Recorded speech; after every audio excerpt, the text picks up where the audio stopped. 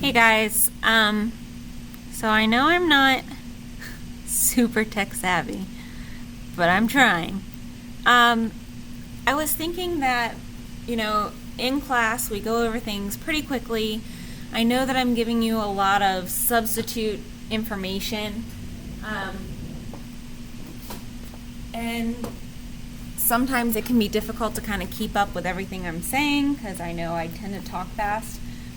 I'm thinking, based on your feedback, about putting these videos on your It's Learning so that you can kind of go back and just supplement the information with these recordings. So here's going to be our first recording of tissues, and hopefully, this works for you. If not, then I guess you can ignore this. All right, so just like we did in class, I'm just going to go over them digitally. So the first slide here, we've got simple epithelia. This here is specifically simple squamous. And simple squamous is unique in the fact that it is one thin layer.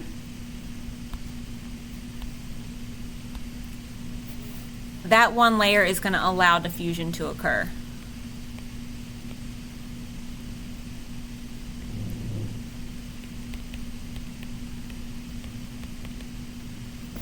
Okay. That allowing diffusion is important because we need to get various molecules through membranes quickly. So for example, if we are trying to diffuse out oxygen or carbon dioxide, we're going to want those to cross the membrane quickly, whether it be for exhalation or inhalation. Our next one here is simple cuboidal.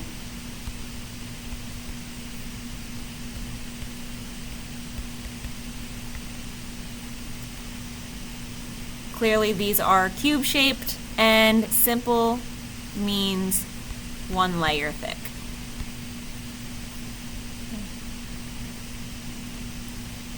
We also have simple columnar.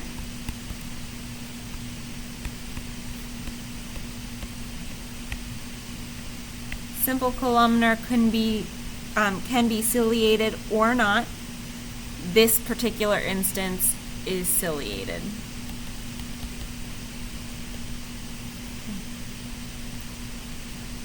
And the last one on this page is our pseudostratified.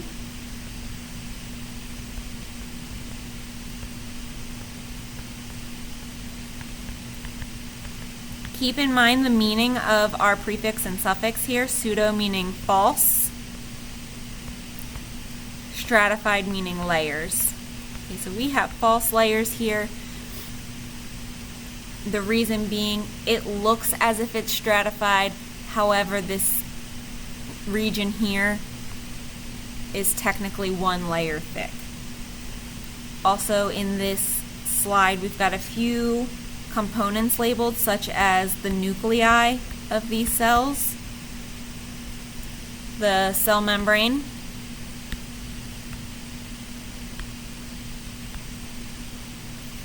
the basement membrane,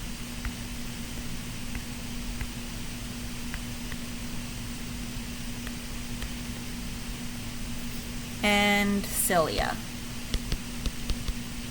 Pseudostratified is going to be very common in the respiratory tract because as that cilia beats and pulses, it's going to allow mucus to flow against gravity because we don't want excess mucus in our lungs. Once that mucus traps any foreign particles, our body is going to work to get rid of it. So we'll be able to cough up that mucus. Alrighty. Let's move on to our stratified. Keep in mind stratified is meaning layered. Okay, so more than one layer. Our first one here is stratified squamous.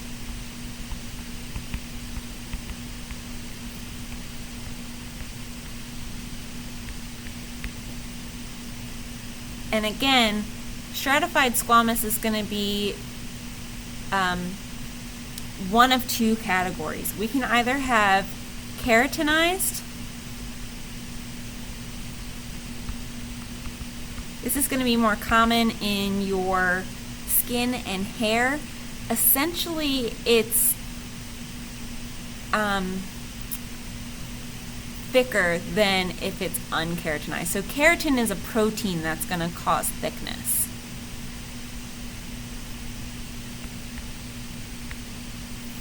And then unkeratinized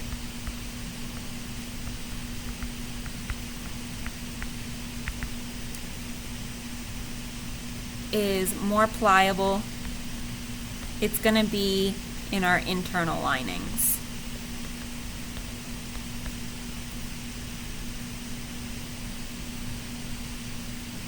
Our last type of stratified here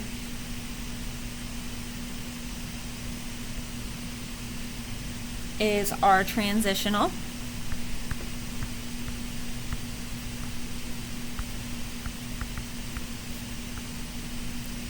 And transitional is going to be able to change size.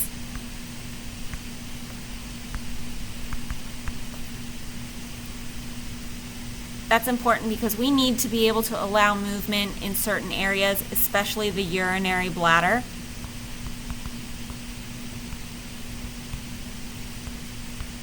So as the urinary bladder is to fill, we're going to take on this more stretched form of tissue, and then after urination, that tissue can then relax since the bladder is empty into this more relaxed form. All right, so that is it for our epithelia.